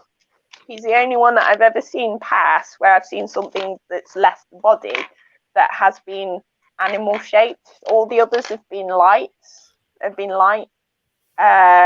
You know, I mean, Lancer was a gold light, and again, he passed on the summer solstice, went straight into the sun. You know, it's but he was a gold light, and and I'm like, that is not a spirit to me. It's a light. I don't know how to explain it, but it is. It annoys me because, like I say, I had no one to ask because it sounded so. It's like I say, I don't really talk about it very much because it sounds mad. You know, to say, you know, my horse had a possession and I was fighting an Egypt. I think it was the Egyptian god Set. Because I always thought, you know, how people, so when you do healing, sometimes you get horses that have unicorn energy or Pegasus energy. They'll have wings, like astral wings. You know, like sometimes you're healing people, you get people with like astral wings. Once always had wings, but he was not a Pegasus. And I always felt like he had like paws, you know, like lion paws instead of hooves. And I often wondered if that's why he had so much trouble with his feet, because his shape was wrong for his body. And he had these big long ears. And it was only after he passed, I was reading, I can't even remember why I was reading it. And I thought, it was a griffin. His energy was griffin energy. It wasn't Pegasus, it wasn't unicorn, it was griffin. And I looked up griffin, and one of the creatures, it's one of the creatures that was associated with the god Set, the Egyptian god Set. And I wondered if that was actually what I was shifting from him, because it didn't feel, it was demonic in nature up to a point, and it wanted to destroy me, wanted to destroy him, blah, blah, blah, blah, blah. But it didn't have all of the hallmarks of a demonic attachment. Like, I wasn't getting scratches and things. It was just hammering me. So, you know, that's, yeah, I've forgotten my point now. It's gone. Oh, yeah, about the souls. And I was like, yeah, no, they're souls. I mean, even my goldfish got a soul. He come back. And my little psychic goldfish, when he passed, he comes back with this like energy about this big, and it's white, pure white, like cherub. He's like a little cherub. He's got that pure love. I swear he was a cherub in fish form.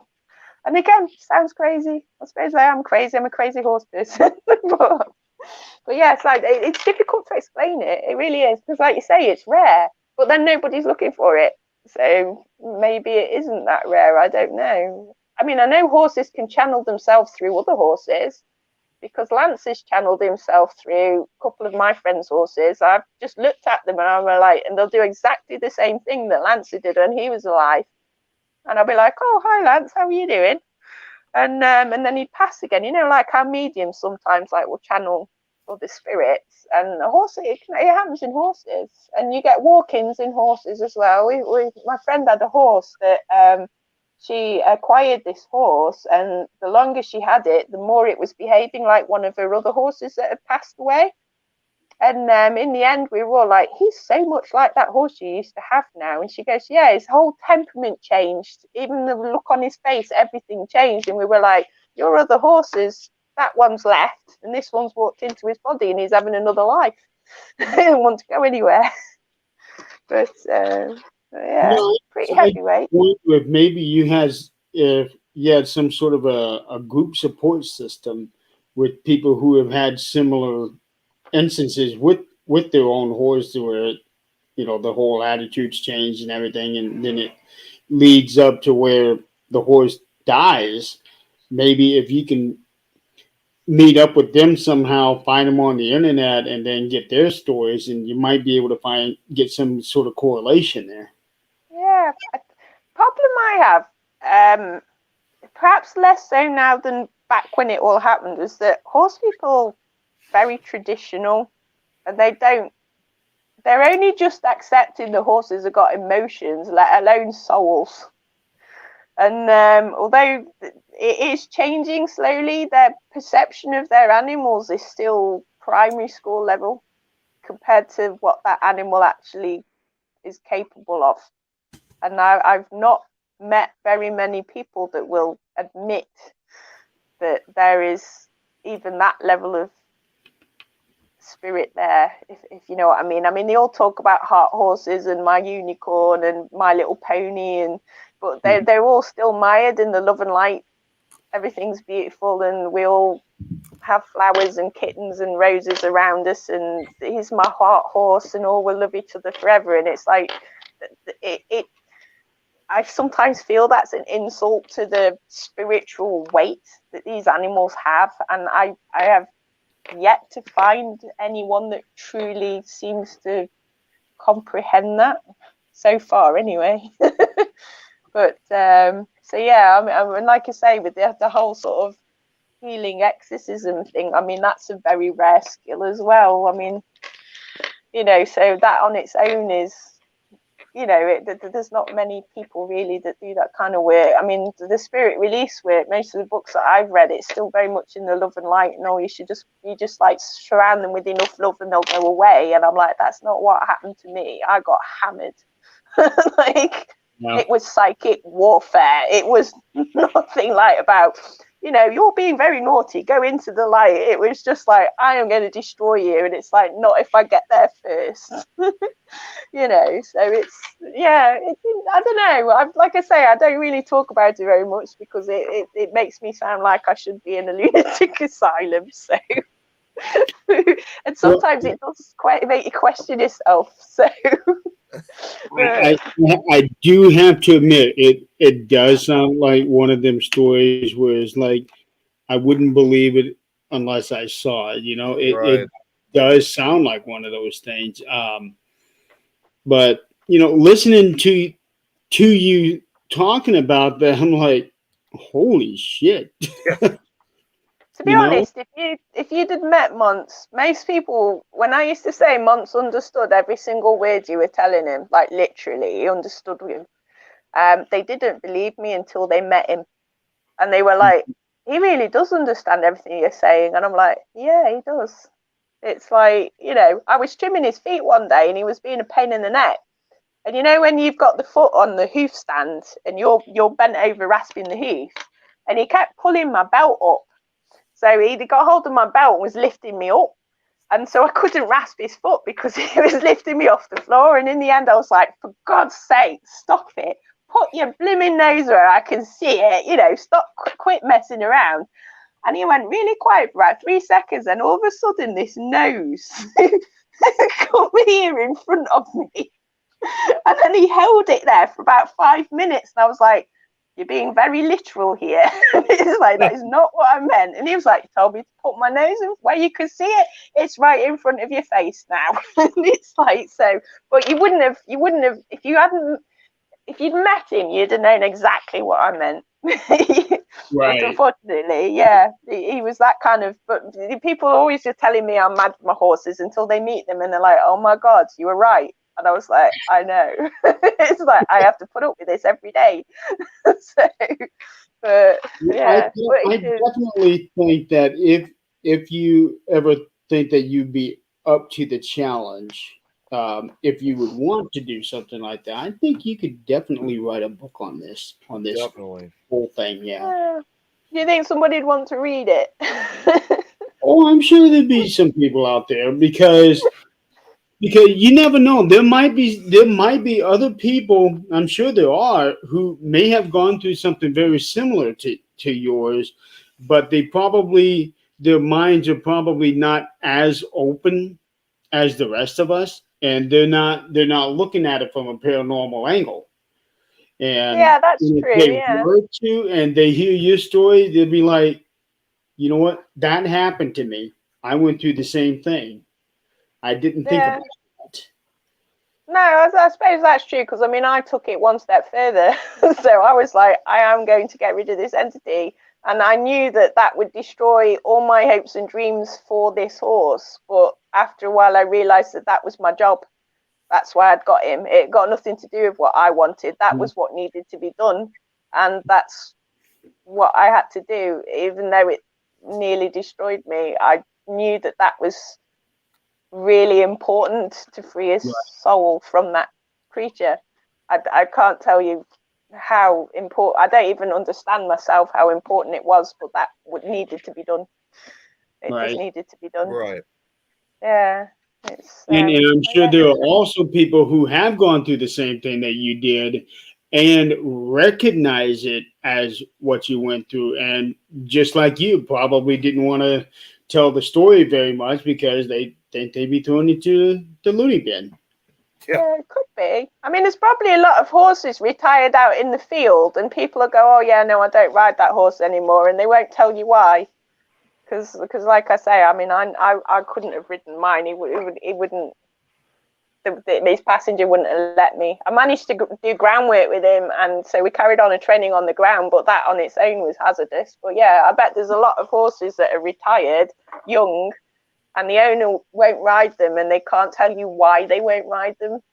And it might be something like that, to be fair, or some other form of interference like that. Because I see it quite a lot with a lot of people don't have horses that they don't ride and they won't ride, and I can't understand why. When I look at Monts, I was like, there's no way I'm riding that because that's going to get me in hospital somehow.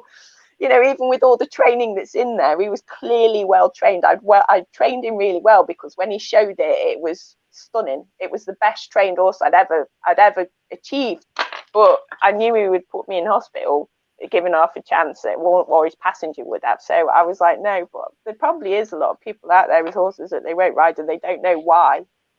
And it could be something similar, or spirit attachment that doesn't want them to ride, or, you know, I'm still picking it apart now, to be honest. I mean, it still affects me now, because it's the whole "you're not going to ride another horse" thing seems to follow me around like a curse, because I'm all right with other people's horses until I get on them.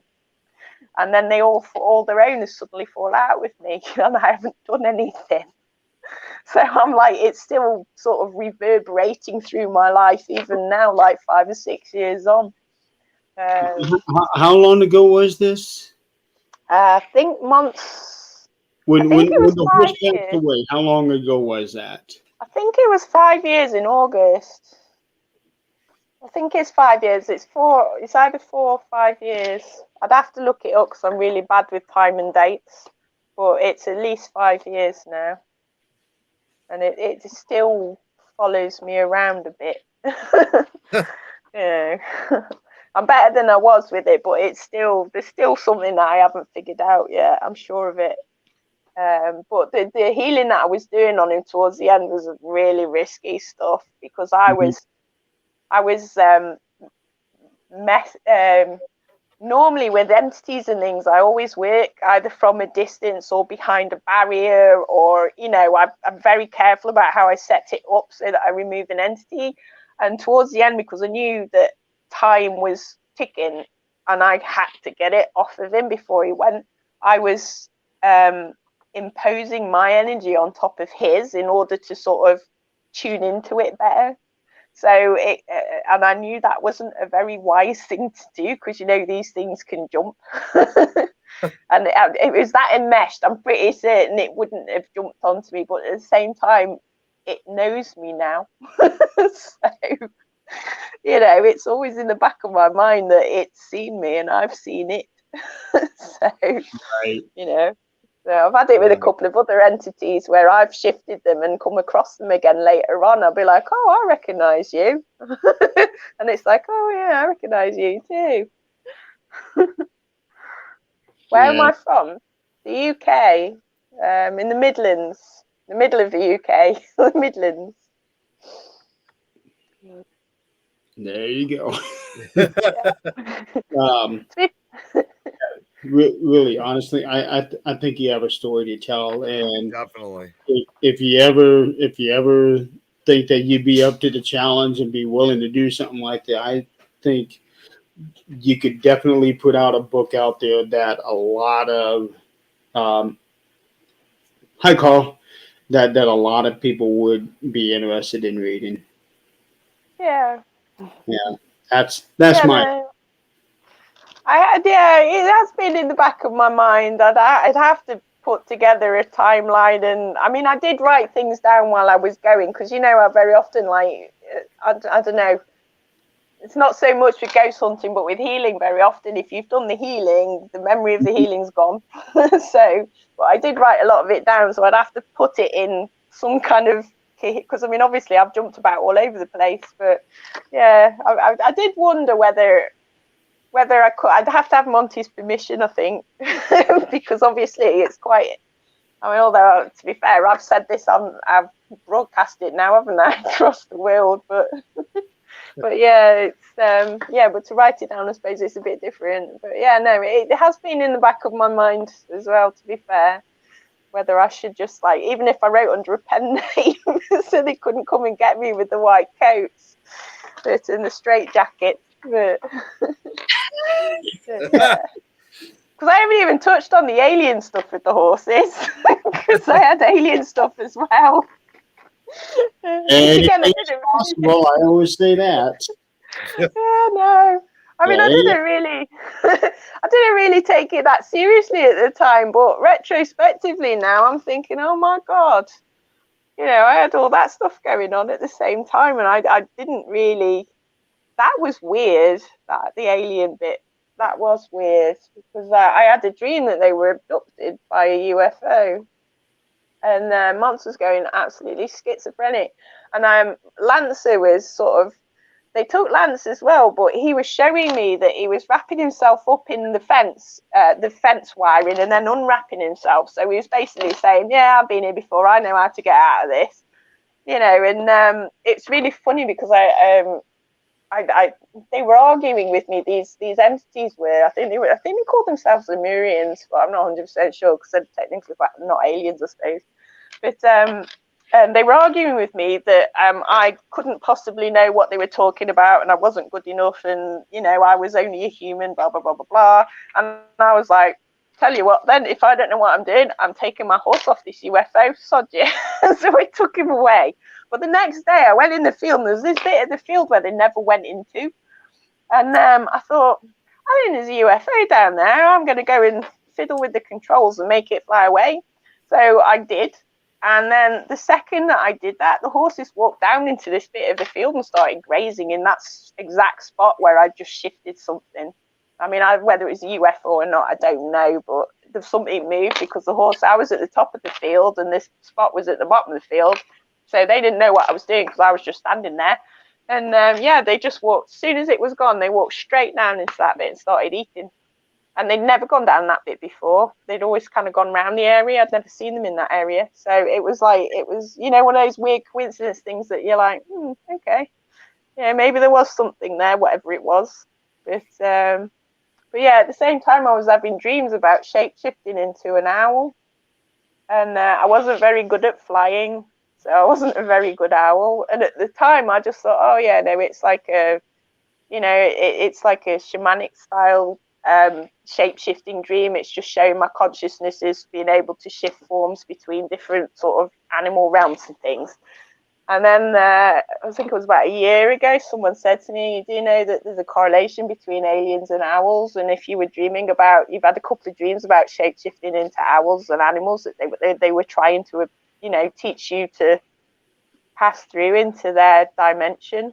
And I was like, but that did happen at the same time that I was dreaming about my horses being abducted by aliens. So I was like, okay, I really don't want to think about that right now. That's a bit scary. So that's put that the whole business in a completely different light, because I was pulling healing wise now. So this isn't physical. But I was pulling devices and programming, and because I discovered that there were entities in white light, which is why I use white light when I'm healing now, because they hide in it, and I call them bad white lighters, which is AKA greys, I guess. And when I was trying to pull away the programming and hypnotic suggestions, I was like pinned to my bed, and my head went weird. And then it went really hot, and then a certain part of my brain was just like, vibrating, and I was like, oh my God, what have I done? What have I done? What have I done? And I, again, hammered me for days until I figured it out, how to get rid of him. Because I was trying to sort of exercise them as if they were entities, and they just would not react to it. They just hammered me harder, and I've never known fear like it. It's weird. It's just the weirdest sensation. And then I discovered that actually they didn't need exercising; they needed feeding. So they thought the fear was their equivalent of junk food. So I started feeding them gold light instead of white light, and they soon went away because they didn't like it. They really didn't like it. So they'd obviously been cut off from a higher.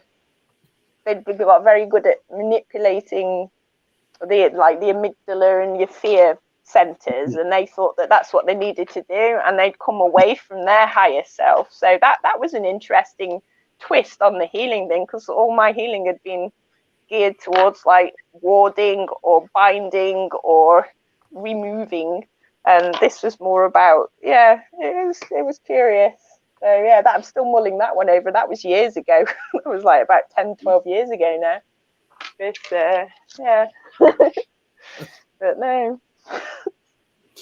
So totally crazy. I have to admit, we started this show out, I knew we were going to spend some time talking about horses, but I didn't think we would have enough to fill up a whole 2 hour show full of Yeah, horses. I I have was to a bit agree with worried, that, yeah. Jeremy. Yeah, I did not think there was going to be enough to talk about for 2 hours just on horses alone. Wow. I didn't think I'd be able to be fair. I was like, oh, we're going to run out of stuff. I'll have to go to the EVPs and things next and be boring. But, Well, yeah. I will say that we are coming up to the end of the show. We're going to have you back sometime. Yes, definitely. Yeah. I have to find something else to talk about. Oh, I'm sure you find plenty of stuff to talk about. I've got the spirits in the woods around here. I had the sort of, I've seen a couple of things in the woods, so yeah. But I could probably come up with something if you give me 6 months or so. Sure to have more crazy things. Oh yeah, definitely. That's what we're about. We're about crazy stuff. Crazy you are now.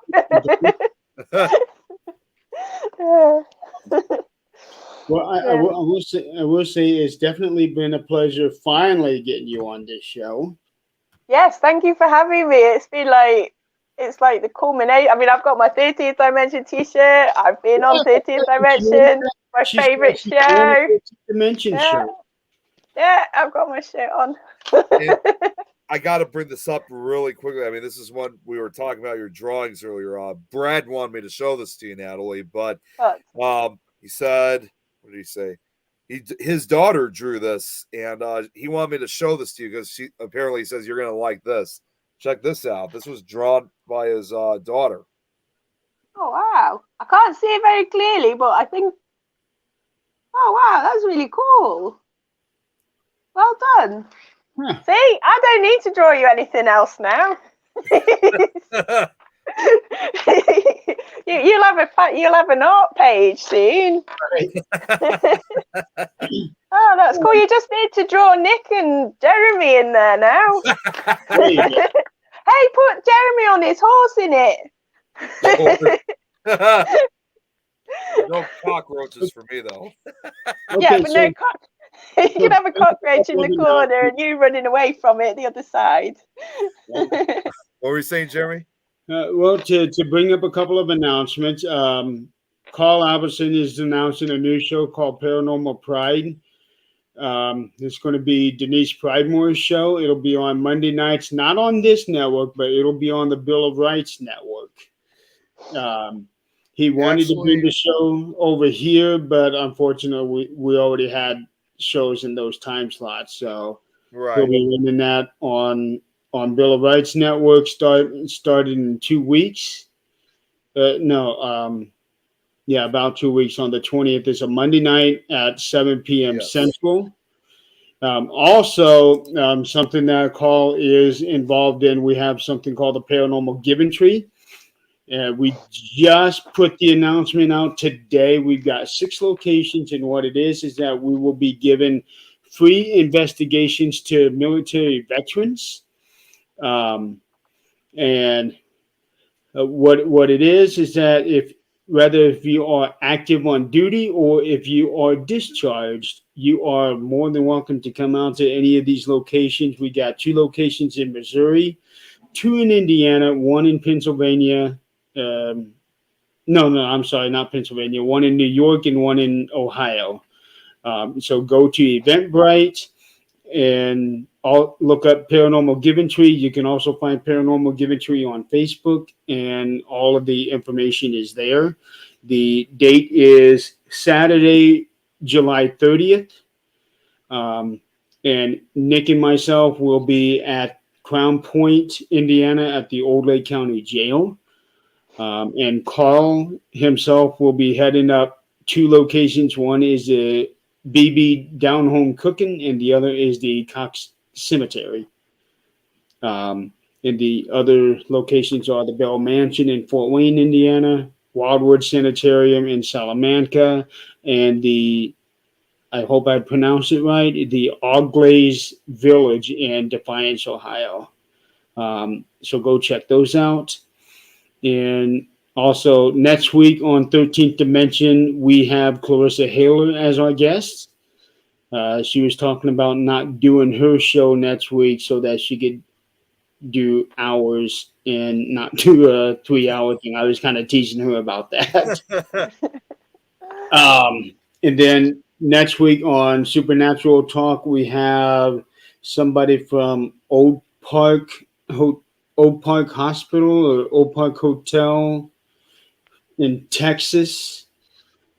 That's new for me. I didn't know we had a guest for next week. That's new. Yeah, his name is Dave. It's Old Park something. Okay. Eileen got this guest for us, and she knows this person really well. Okay. And we were supposed to get somebody named Connie to join with him, but I guess she's not able to. And then your show next Wednesday, the Nick Files, the newly named Nick Files. The Nick Files. Yeah. Yeah, It started out as a joke from last week's guest, and it really caught on. It's really everyone really liked the name, so definitely. they pretty much stuck at that point. And I know you did Stanley Hotel this week. Are you doing a part 2, or are you? Yes, I am. Okay. Because this week we were really just focusing on the history, and even though I had a little bit more time because I started a half hour earlier, I basically kind of felt like there's really still a lot to cover in regards to the paranormal side. So I thought, you know what, I'll end it here. We'll focus on the ghost stories and the paranormal stuff for next week. So yeah, there will be a part 2 for Stanley Hotel. This week was the history side. Now next week we're going to get to the paranormal side. Awesome.